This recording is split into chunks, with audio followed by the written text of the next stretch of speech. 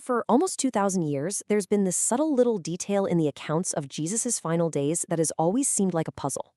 It's a question of timing, really, one that's had historians and theologians scratching their heads.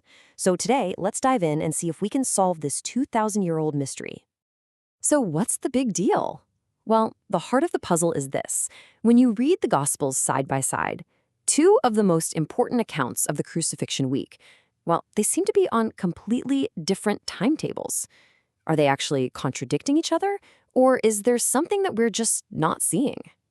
And this really lays out the problem perfectly. If you follow the Gospel of Mark, it looks like the Last Supper was the Passover meal. But then you look at the Gospel of John, and it seems like the crucifixion happens before the Passover meal is even eaten.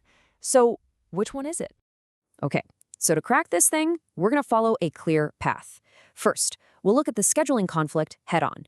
Then we'll unlock the meaning of some ancient terms, take a look at how they even counted time, and then finally, we'll put it all together to reconstruct the timeline and get our final verdict. Right, let's get into it. Like any good investigation, we have to start by laying out the evidence. We'll look at the case from Mark's perspective, and then we'll look at the case from John's. So Mark's account seems pretty cut and dry. He directly links the Last Supper to the first day of unleavened bread, when the Passover lamb is sacrificed. To Mark, the timing is crystal clear. Jesus and his disciples are sitting down and eating their Passover meal together. Seems simple enough, right? But then we get to John's account, and it feels like the whole timeline gets flipped on its head. He mentions that on the morning of the crucifixion, the religious leaders are actively avoiding going into the praetorium so they can eat the Passover later. And then, around noon, he specifically calls it the day of preparation for the Passover. This pretty clearly suggests the main meal was still in the future, after the crucifixion. And there's our puzzle. So how in the world do we solve this? Well, the first key isn't actually in the events themselves, but in the language they use to talk about them. We gotta understand how these ancient terms were really used in day-to-day life. And here is our first major clue. We tend to think of Passover and the Feast of Unleavened Bread as two totally separate things. And, technically they were. But in common everyday language back then, the terms were often used in this overlapping, kind of interchangeable way to talk about the entire festival season. Let's break that down for a second. As you can see here, there's the strict technical definition, and then there's how people actually talked. So yeah, strictly speaking, Passover was the 14th day of the month when the lamb was sacrificed. And the Feast of Unleavened Bread was the 7-day festival that started the next day. But in practice, people would just say Passover to mean the whole week.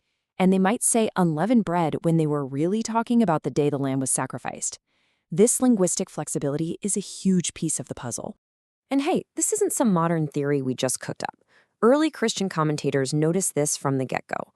A work that compiled their thoughts, the Catena Aurea, flat out says that the gospel writers, the evangelists, just use these names interchangeably. So that gives us our first key to solving this.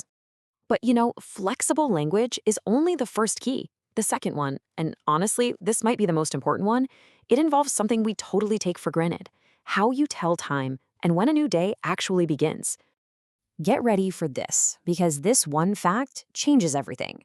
For us, a new day starts at midnight. But in ancient Jewish timekeeping, a new day began at sunset. That's it. That one little detail is a complete game changer for reading this timeline. Okay, let's walk through the logic of this. Step 1, a day starts at sunset. Step 2, this means that a festival day, say the 15th of the month, doesn't start in the morning. It officially begins on the evening of the 14th. So, step 3, a meal eaten on the evening of the 14th could absolutely be called the first day of unleavened bread, because according to their clock, it was. Okay, we have our two keys, the flexible language and the sunset clock. Now let's put these puzzle pieces together and see what the timeline actually looks like. I think this is where you're going to have that aha moment. So here it is, the unified timeline. It's not two different days. It's all happening within a single 24-hour period that runs from one sunset to the next. Let's trace it. The day begins in the evening. That's when Jesus has the Last Supper. This is Mark's focus, the meal that kicks everything off. Now we move into the next morning, the daylight part of that same day.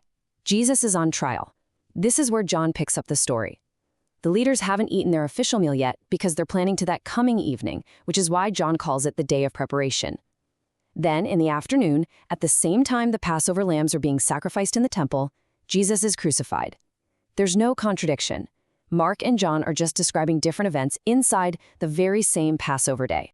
So, with the timeline put back together, we can finally deliver our final verdict on this 2,000-year-old puzzle. The mystery, it turns out, isn't really a mystery at all once you have the right keys. And the verdict is really clear. There is no contradiction between Mark and John, not at all. What we have are complementary perspectives on the same series of events. It's like two witnesses describing different parts of the very same scene. So, just to sum it all up, Mark zooms in on the meal that kicks off the festival day in the evening, and John zooms in on the official public events that are happening during the daylight hours that followed. It's one continuous Passover event, and the trial and the crucifixion happen right in the middle of it. And that really leaves us with a final thought, doesn't it? This whole puzzle, this thing that's been debated for centuries, it just kind of melts away once we understand the context, how they used language and how they kept time.